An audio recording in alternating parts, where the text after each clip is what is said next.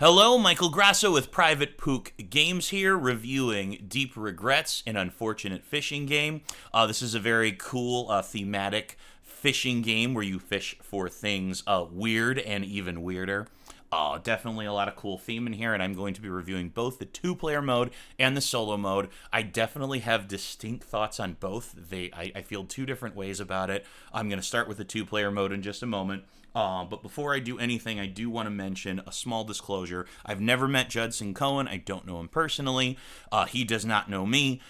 We do have a common friend. So there's someone who I've been friends with for a long time who knows Judson Cohen. That is not going to impact how I feel about this game, but I did think it was worth bringing up, and you can decide whether you want to trust my opinion or not. So first, to begin with, the second player mode. As soon as I opened this up, that was the first way I tried it, was two players playing it with more than one person. You can play with up to 5. There are a total of 5 different, fisher people you can choose, and there's 5 different boards, I should say, but then with each board I noticed right away it's kind of cool that you could pick Isla, or you could pick Ela. So that's kind of cool to see that everybody has sort of a different version of themselves. There's Bert and there's Burp. I started with Fred. That's the one that I played competitively, and it's also the one that I choose to test the solo mode with. I did think about being Fraud as well, but it is worth noting that regardless of what you do, these all play identically. It's more just aesthetics. I just personally think Fred looks like a very happy guy with that little fish he has. So each player picks their fisher person. They take 3 dice of their color. They take a boat. Everybody starts out at the top of the sea in the least steep place. And then at the beginning of the round, I'm not going to go through every step, but basically every player ends up rolling their dice. They put them in the fresh area. And when their turn comes, they can use their dice. They can use a die to go one step further down, though that may or may not be worth it. Or they can choose to go fishing in any of these sections that are at their depth.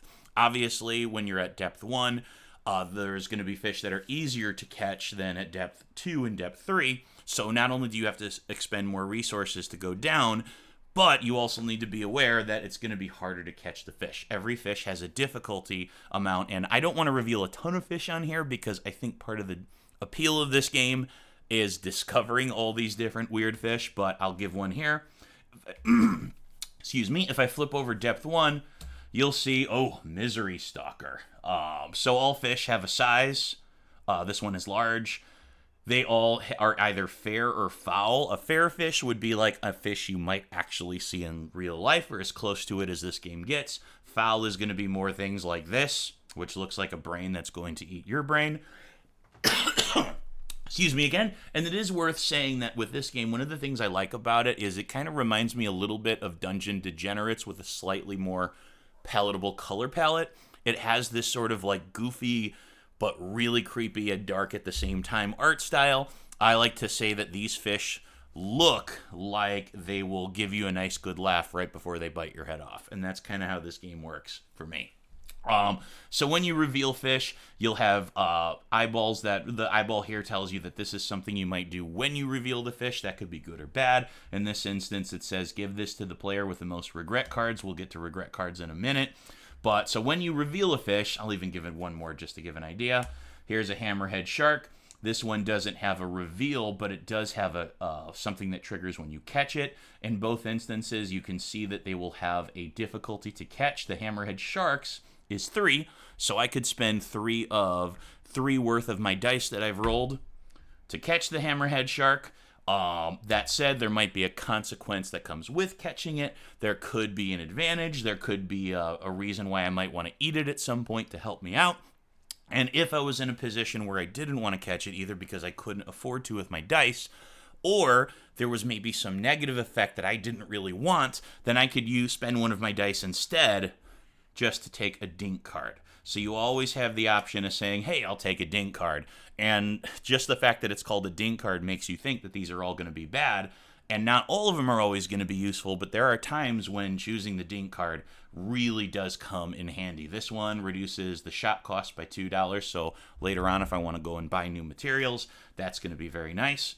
You can see on this player board there's a spot for a rod and a reel, so if you like things like upgrades, it's cool to see that at different times you can buy different equipment. But at the end of the day, one of the coolest parts about this is when you're going fishing, finding all these new different fish can be really cool. And as you get into depth 3, you are more likely to find more terrifying things. You are more likely to find more difficult to catch things. And there's all different sizes of fish, so you can look at the shadows that you see on each card that will give you clues about that. And at the end of the day, you and all the players are basically competing to get the most points by finding fish that are worth a lot of money so you can sell them at the port. Finding ones that you will put in, for instance, like this one is worth 5, and maybe I want to maximize that. I'll put that in prize catch, which is times 3, and now it's worth 15. So different things like that can really help you win the game through points. And it does work very well. Now, that said, it's called Deep Regrets. What does that have to do with fishing? Well, thematically, the game's basically saying, and I think it's worth actually looking in here for this, being married to the sea is a toxic relationship. That is the first thematic opening of this. So the idea is you're all fishers who love fishing, but part of the reason you're fishing is because you're running away from horrible things you've done. So sometimes when you catch a fish, an instance here, as you can see this icon on this one, if I was to sell that fish, I need to draw a regret. Sometimes the payment for catching a fish, other than spending just the dice, is you have to draw a regret. And the regrets come in many different forms. This one's worth 2 regret, and it says, gaze too long into the abyss. So they give you little thematic ideas of what you might have done. Some of them are very vague, and some of them are surprisingly specific. It's definitely, if you want to get into where the game gets a little more dark, the regrets is where that happens. And that partly is why this game is, if I remember, ages 16 and up. And I would say there's definitely pieces of the fish that do that. Some of the fish are very pretty adult, but I would say the regrets are where things get officially dark. So just be aware of that depending on who you're expecting to share this game with. So I mentioned the fishing part. The truth is, in this game, every day, you basically go fishing Monday, Tuesday, Wednesday, Thursday, Friday, and then on Saturday, you must...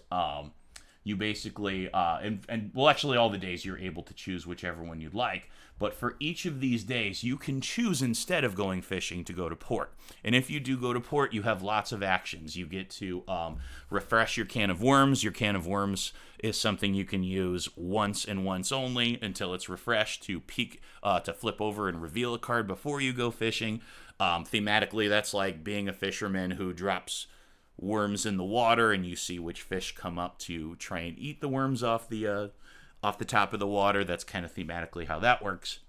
You can also you can sell your fish that you have to get money to spend on rods, reels, and supplies. There's actually a component here that I forgot to include. It starts right here at 0, but as you sell your fish, you're able to get more money. You can only have a maximum of 10, so you definitely want to make sure you're spending that before you get too much.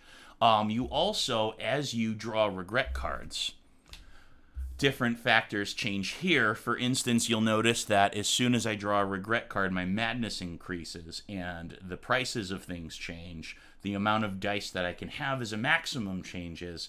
And all of these different things change. Some of them good, some of them bad, but the amount I can sell fair fish for, the amount I can sell foul fish for.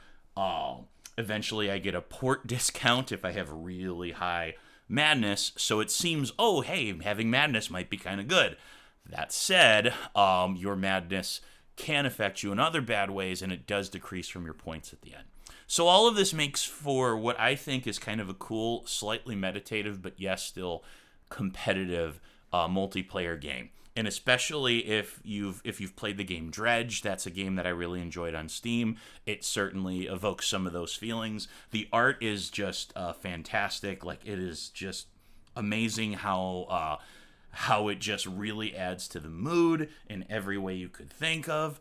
And as a multiplayer game, it really does become something fun where you're not directly fighting each other, but you can do things that both boost yourself and cause bad things to the other person.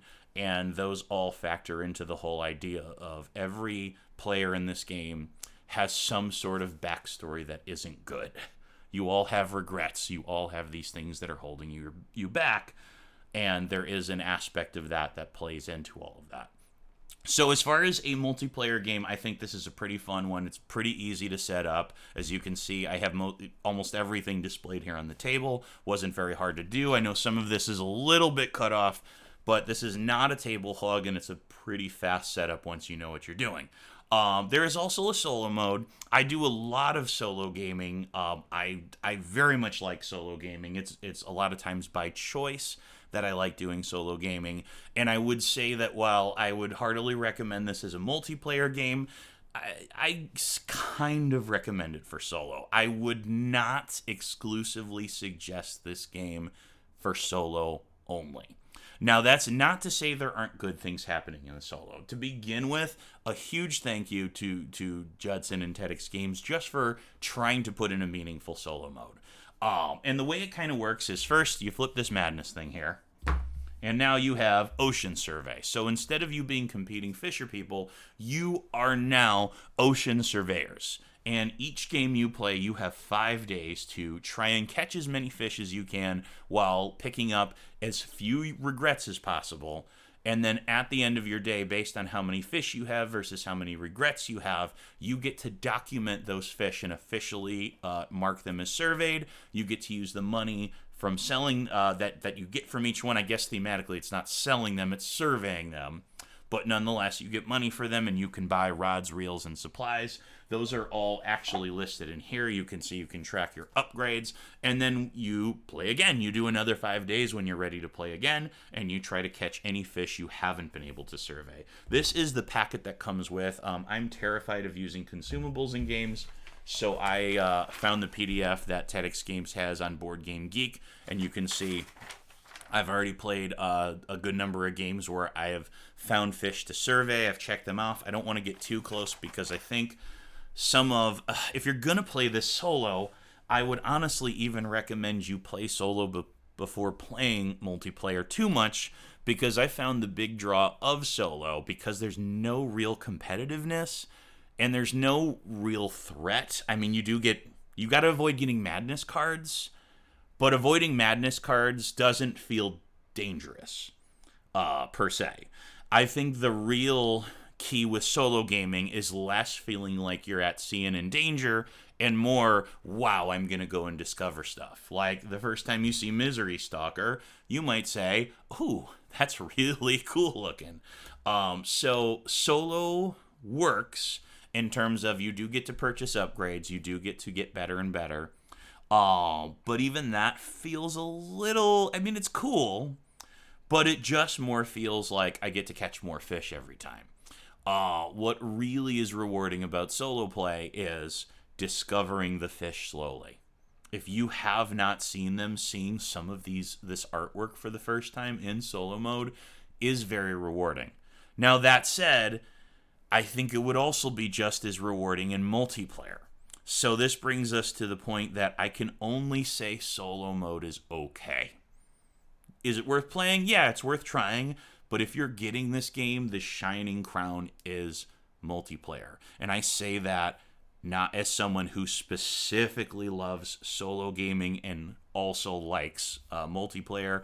I will say for this one that the solo mode is okay. I'll probably play it a few more times, but I'm keeping this game for multiplayer. That is clearly how it was designed, and the solo mode is a very, very, very good effort, but it's clearly a additional thing put in to try and be inclusive of that community. And as much as I appreciate them doing that, it does not match the second player. And that is not a criticism of the game as a whole. It is simply a heads up to you as a possible solo playing board gamer that this probably isn't, that alone will not scratch the itch you might be looking for. That said, if you're looking for something you can try out solo to learn the game, I would even say the solo mode is a great way to learn it and get the game loop down and then teach it to someone else. if you were looking to do that and also play it with other people, mostly primarily, then this would be a good purchase for you. Other than that, just a huge thank you to TEDx Games for running a great Kickstarter campaign.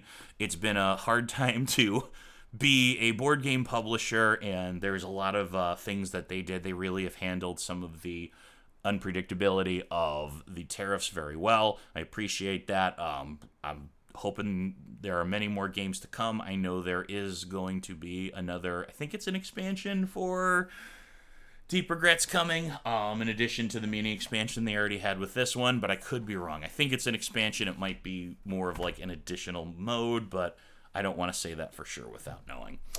Thank you so much. Please hit subscribe if you like the content. Comment if you'd like. Just don't be a troll. If you want to be a troll, go live under a bridge. Other than that, thanks so much for watching.